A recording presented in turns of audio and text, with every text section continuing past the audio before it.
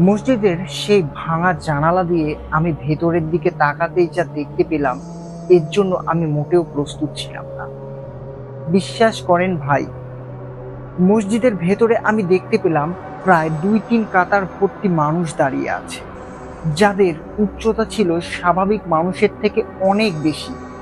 তারা প্রায় মসজিদের টিনের ছাউনি পর্যন্ত ছেয়ে গেছে। আর পেছনে বেশ কিছু বাচ্চারা দৌড়াদৌড়ি করছে, হাসাহাসি করছে। আমি এটা দেখে কোনো অবস্থাতেই বুঝতে পারলাম না যে আসলে এসব কি হচ্ছে। এত রাতে মসজিদের ভেতরে মানুষ এলো কিভাবে? আর এই বাচ্চা-কাচ্চাগুলোই কিভাবে এলো? আমি তো খুব ভালোভাবে মসজিদটার দরজা লক করেছিলাম।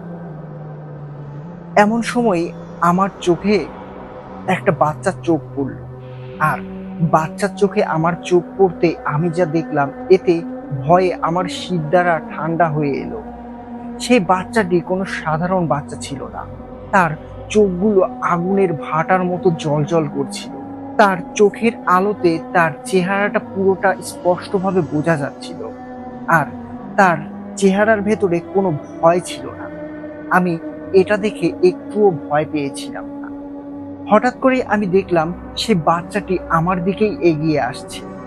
আর আমার সাথে তার চোখে চোখ পড়ার সাথে সাথেই বাদবাকি সব বাচ্চাগুলো তাদের হাসি দৌড়ানো বন্ধ করে দিল। এটা দেখে আমি প্রথমবারের মতো প্রচন্ড ভয় পেয়ে গেলাম।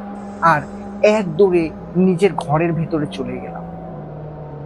ঘটনাটা এখানেই শেষ হলে ভালো হতো, কিন্তু এটা ছিল সাধারণ একটা ব্যাপার। এরপরে আমার সাথে যে ভয়ঙ্কর ঘটনা ঘটতে চলেছে, এটা শুনলে যে কোনো মানুষের হৃৎপিণ্ড ঠান্ডা হয়ে যাবে। পরের দিন আমি আমার মসজিদের বেশ কয়েকজন মুসল্লির সাথে এই ঘটনাটা শেয়ার করেছিলাম। তারা আমার মুখ থেকে এই ঘটনাটা শুনে কেমন একটা কপালে ভাঁজ পড়ে গিয়েছিল। তারা আমতা আমতা করে আমাকে বলেছিল, হয়তো অতিরিক্ত রাত জাগার কারণে আমি এসব ভুলভাল দেখেছিলাম।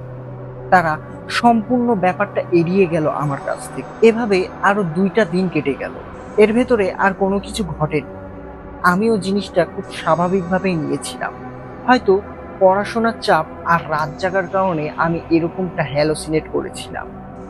হয়তো আদৌ এটা কখনো সত্য নয়। আর মসজিদের ভেতরে কোনো কিছু আসতে পারে এটা আমার ধারণাও ছিল না। ঠিক এই ঘটনা ৩ দিন পর ওই একই রকম রাত ৩টার দিকে আমার ঘুম ভেঙে যায়। আমি ঘুম থেকে উঠতেই আমার কানে কেমন একটা অদ্ভুত আওয়াজ আসতে লাগলো। মনে হচ্ছিল এবার মসজিদ